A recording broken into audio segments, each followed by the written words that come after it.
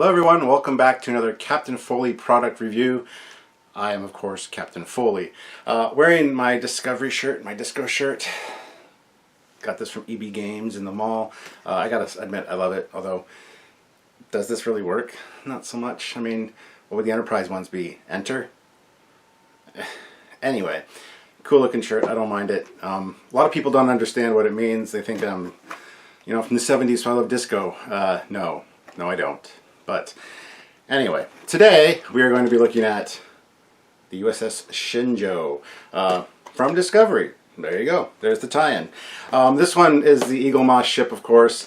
Eaglemoss makes some great models, and I've already done one on the Discovery itself. But as I said in that one, once you have a ship in your hands, you get to turn it around, you get a real 3D view and feel for it. Sometimes you appreciate it more, sometimes you appreciate it a lot less. So, with that being said, let's just take a look at this one. Here we go. Here's the outside of the box. Very cool. I love these boxes from Eaglemoss. These ones are nice. The regular models are a bit blah and plain, but these ones, the larger kits larger models are very nice. So you have the USS Shenzhou NCC 1227. Discovery official Starship Collection, and the UFP symbol from Discovery, which is a very cool UFP symbol. I really like it. On the side of the box, you got the Discovery there, which creeps around to this side as well. This is Star Trek Discovery. There, if you want to display the box, either with the model in it or without, depending on how much room you have, you can at least see the model there, which I really love as well. You stack this on top of the Discovery one, and you can see them on the top of your shelf or whatever, which is really cool. So I really like this box design. Star Trek Discovery, and then huge Star Trek Discovery official Starships collection there. And then on the bottom is just the Eaglemoss information and whatnot. So anyway, let's get into this thing. And like I said, with the Discovery one, once I had the Discovery in my hand, I'm not a super huge fan of the design anyway. Once I had it in my hand, though, I kind of lost the little appreciation I had for it, actually holding the model. Nothing against the model. If you're a fan of Discovery, by all means get the model because it's fantastic. But don't, like I saw more flaws with it holding the physical model. So first things first, we'll just look at the base. Standard Eaglemoss base. It's the black base with the little clear forks for putting the ship on. On the bottom, it's got the USS Shenzhou NCC 1227, and then the number 9450 AA. Not quite sure what those mean exactly, whether they're just production run numbers or whatever, but there you have it. And here's the actual ship, the model itself. This thing, I have to admit, is a bit of a work of art. I absolutely love this Walker class design. In the show, I thought it looked nice, but I really thought that it didn't have that pre-TOS vibe. I still feel that way. This is very much, I would say, post-Nemesis, and a lot of people get sick of me for saying that kind of stuff, but it's basically the fact. This would fit perfectly into a post-Nemesis environment. You look at those nacelles. Really nice, but a little too advanced for me. The addition of the double-pronged deflector at the front is, of course, a nice tie into Columbia from Enterprise, so that's fine. The markings on it, I do find it odd that they're on the side, but with the design the way it is, it makes sense. It's something that's hard for me to get used to. But, of course, the bridge on the bottom there, which is neat if it's like a planetary survey vessel, because I love the view of the planet when you're in orbit. That's kind of cool. But this kind of broke the rules as far as the Starship design rules that have kind of been laid out with the bridge on top. That's one of the 4 Starship design rules in Star Trek. We've actually done an episode on that for Trekyards. The bridge should be on top. A lot of people say it's a weak spot. It's a weak spot there too. Doesn't matter. I mean, the Federation class Dreadnought from the Franz Josef manual, the main bridge is in the center of the saucer, which might make a little more sense to some people. But anyway, the model's very cool. The markings are very nice. The The windows on this one are actually pretty spot on, which is odd for a Eaglemoss model. The nacelles, this one closest to me tips up a little bit in comparison to the other one. You can't really see it on camera there. So the nacelles are a little uneven. Could probably be fixed, but I don't want to snap it. Best thing to do is probably heat it up with a heating gun or even a hair dryer and just let it get a little warm and then bend it a little bit and hold it while it cools. That'll work. But I mean, it's great. It's a cool design. You got the registry down there on the bottom, in the middle part. Shuttle bay at the back. And there's some really cool angles of this thing, like, you know, like when it's coming at you like that. And you know, this ship looks really great from a lot of angles. John Eves did a fantastic job with this. Now, one of my favorite ships from Discovery so far has been the USS Gagarin, which essentially is this ship just upside down with the nacelles on top. I mean, and that works better for me. I like this a lot better. I hope they make a Gagarin for Eaglemoss. Keep the bridge on top, and just, I think that looks really cool, that design. But this is one of those models that I enjoyed the ship in the show. However, the Shenzhou. Anyway, I enjoyed it in the show, but I think I appreciate it more having held the model. And I just noticed here, if I hold it up to the light, these little, there's like a red translucent glow through there, which you can't see here because I don't have a light source behind me.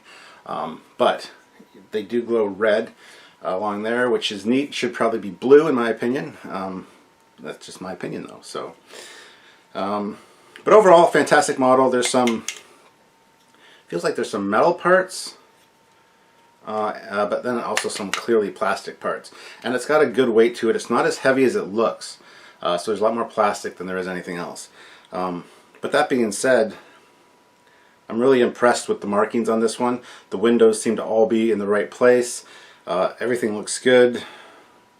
The orientation, the lining up of everything looks fantastic.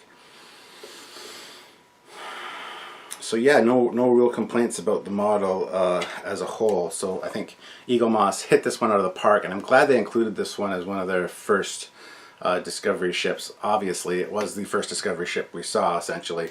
Looking forward to more of the Discovery ships, to be honest. Not a huge fan of a lot of them, especially the Klingon designs, but again, like I said, once you hold the ship in your hand, you have a physical representation of it. You can move it in 3D as you want.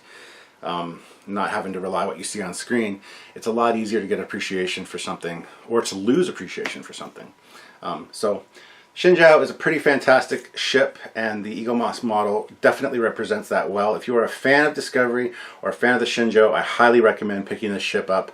That nacelle is just a little thing, could just be from the way it was packaged.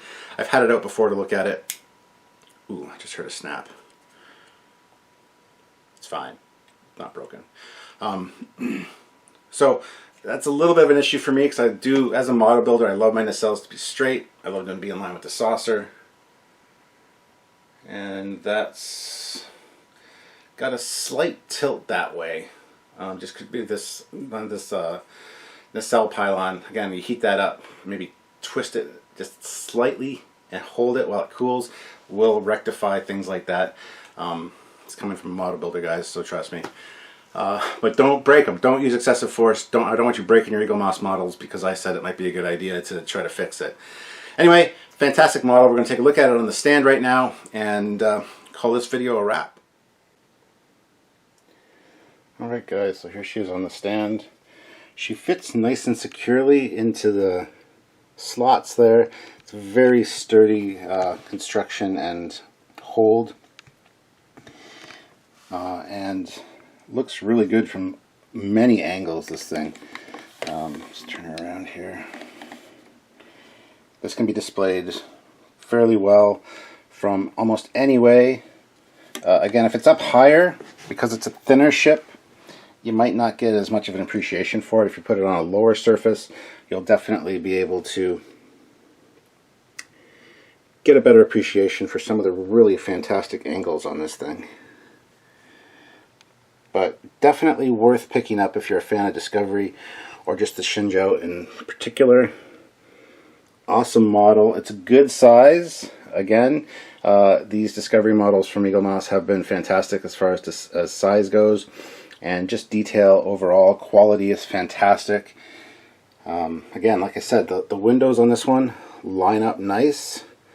The markings all look very good. It's refreshing to see, because I've seen a lot of Eaglemoss ships where there's issues with that. So, and the detail on those deflectors that deflector thing is cool. I love the way they integrated the spikes to make them more sturdy so they don't break off. Awesome idea. So overall, just a very cool ship. John Eaves did a fantastic job designing this. Again, it's a little too modern for my liking for the era, but a lot of people will disagree with that, and that's fine. You see the detailing on the shuttle bay. It says Shenzhou. Goes along. Narrowing nacelles. Beautiful ship overall, though. I just think it fits more into a post-Voyager, post-Nemesis aesthetic than it does pre-TOS. But again, just my opinion, but that's why you tune into these reviews, to hear my thoughts, so hopefully you don't mind that too much. Anyway, guys, so there you have it. A fantastic model, and again, perfect size if you're a collector and you want something big and substantial for your desk, and this is one of your favorite ships. This will be definitely worth getting. It's not as small as most of the Eaglemoss ships, and definitely has a presence when it's sitting on desk. Like I said, a lower desk is better. You get a better angle of it, as is the case with most of these ships, to be honest. But I'll be doing reviews of other ships soon, so you guys can see that. So anyway, guys, there you have it. As always, please help us out on Patreon if you can. Head on over to Patreon/Trekyards, or click the link in the description below, or head on over to Trekyards.com to help us out as well. Don't forget to subscribe to my other channel, my Captain Foley personal channel, as there's lots of cool stuff over there. Bonus captain's logs with bloopers and alternate takes of things and stuff like that. So worth checking out if you're a fan of the channel and of me. I'd really appreciate that. So, and again, thank you guys for tuning in. This has been another Eaglemoss review. There will be more on the way, so stay tuned. Live long and prosper, guys. See you in the future.